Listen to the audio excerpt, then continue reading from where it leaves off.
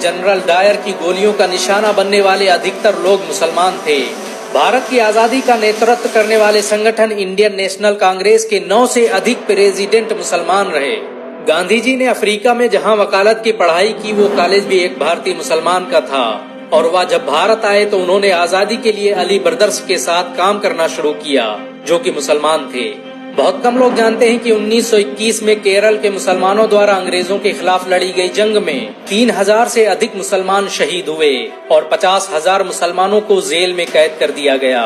ये आंदोलन मोपला मुस्लिम आंदोलन के नाम से जाना जाता है। 1942 में शुरू हुए भारत छोड़ो आंदोलन की रूपरेखा मौलाना अबुल कलाम आजाद ने तैयार की थी। संविधान निर्माता डॉक्टर भीमराव अंबेडकर को पहचान दिलाने में मुसलमानों का बड़ा योगदान रहा। 1946 में जब भीमराव अंबेडकर दलित होने की वजह से इलेक्शन हार गए तो बंगाल मुस्लिम लीग ने उन्हें मुस्लिम इलाकों से इलेक्शन लड़ने की दावत दी। इस तरह भीमराव अंबेडकर संविधान सभा का हिस्सा बन सके। अगर मुसलमान भीमराव अंबेडकर को इलेक्शन न जिताते तो उन्हें कभी भारत का संविधान लिखने का मौका न मिलता। भारत की आजादी के लिए सबसे ज्यादा लेख, शायरी, गीत और किताबें मुसलमानों ने ही लिखी।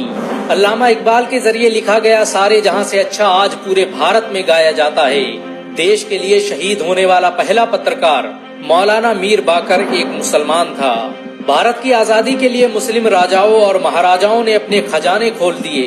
कोलकाता के हाजी उस्मान सईद ने अपना सब कुछ भारत की आजादी के लिए कुर्बान कर दिया। हाजी उस्मान की अमीरी का अंदाजा इसी बात से लगाया जा सकता है कि 1920 तक कोलकाता में बनने वाला हर स्कूल और हर बड़ी बिल्डिंग उन्हीं की थी। कोलकाता के पहले सुपर स्टोर कैश बाजार की बुनियाद हाजी सईद ने ही रखी थी, लेकिन बाद में उन्होंने अपनी सारी दौलत देश को दान कर दी और खुद एक किराए के घर में रहने लगे। अमीर हमजा और यूसुफ हबीब मरफानी जैसे मुसलमानों ने अपनी अरबों रुपये की संपत्ति देश की आजादी के लिए दान कर दी। सुभाष चंद्र बोस द्वारा अफगानिस्तान में स्थापित की गई सरकार में 9 में से 5 मंत्री मुसलमान थे। भारत की आजादी के लिए देश भर में मौजूद मस्जिदों को किले की तरह इस्तेमाल किया गया।